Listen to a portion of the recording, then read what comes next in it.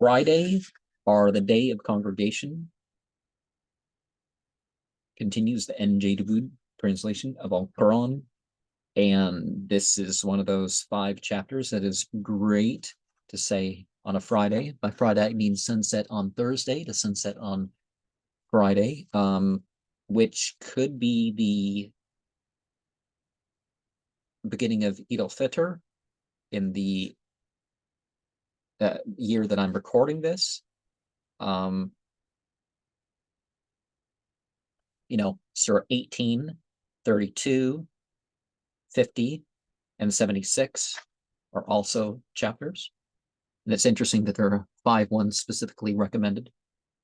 In the name of Allah, the compassionate, the merciful, all that is in the heavens and the earth gives glory to Allah, the sovereign Lord, the Holy One, the Almighty, the Wise One. And so we're called to nature itself and the deity over nature. It is He that has sent forth among the uneducated an apostle of their own to recite to them His revelations, to purify them, and to instruct them in the book and in wisdom, though they have hereto been in gross error together with others of their own kin who have not yet followed them. He is the mighty, the wise one. And Gentile is also not really a word, especially what the Gawin, it's used differently. It's not used as the outsiders. Who mean? Okay, yeah, those who were, basically uneducated. Now, the implication here is, the revelations and the inspiration, the inspired way of bringing it out is the way of the Nabi. And we would say that a sermon also should include some contemporary language of the people, explanation of matters at hand. But, a sermon for Friday should include those 3 things. Such is the grace of Allah, He bestows it on whom He will. His grace is infinite. Those to whom the burden of the Torah was entrusted, yet refuse to bear it, are like a donkey laden with books. Wretched is the example of those who deny Allah's revelations.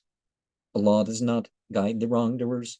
Now, it's just not for us to claim something, to, keep it on the records or whatever. We're supposed to, be able to act it out ourselves. And God's grace being infinite, right? And people being bestowed on who He wills, such as the grace of God, right? Think of, spiritual experiences. People get what they need, right? And some people get more. And when people say, "Oh, are you limited to just the Quran?" No, that's not what we're saying. But we are saying that all good and truth is affirmed by it, and all evil and ignorance is condemned by it. If you know how to read it.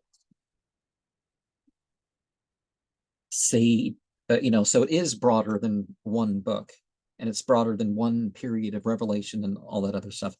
Say to the Jews, if you claim that of all men, humans, we're using gender neutrals here, you alone are Allah's friends, then you should wish for death if what you say be true. But because of what their hands have done, they will never wish for death. Allah knows the wrongdoers. Say, the death from which you shrink is sure to overtake you. Then you shall be sent back to Him who knows the unknown and the manifest, and He will declare to you all that you have done. Believers, when you were summoned to the Friday prayers, hasten to the remembrance of Allah and cease your trading. And that would be best for you if you would but knew it. Then, when the prayers are ended, disperse and go your ways in quest of Allah's bounty. Remember Allah always, so that you may prosper. Yet no sooner do they see some commerce or merriment afoot than they flock eagerly to it, leaving you standing all alone. And that which Allah has in store is far better than any merriment or commerce. Allah is the most munificent giver. And one of the things about that is that, so the Friday prayer, the sermon is before the prayer. It's 2 vows. And for the holiday prayer, it's 2 vows also, but the prayer is before the sermon. And is it 7 raising the hand, Allahu Akbar, and then 5, or is it 5 and 5? There are different ways that that is done.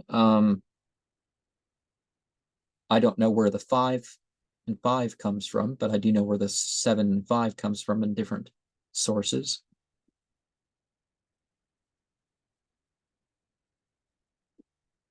Yet no sooner do they see some commerce or merriment afoot than they flock eagerly to it, leaving you standing all alone. Say that which Allah has in store is far better than any merriment or any commerce. Allah is the most munificent giver. We don't have a day off in that respect, but we have a, just a sermon with the prayer once a week. But we're supposed to remember outside the sermon, throughout our business. We're supposed to live out the principles. So, that idea is focused on in multiple ways in this chapter, right?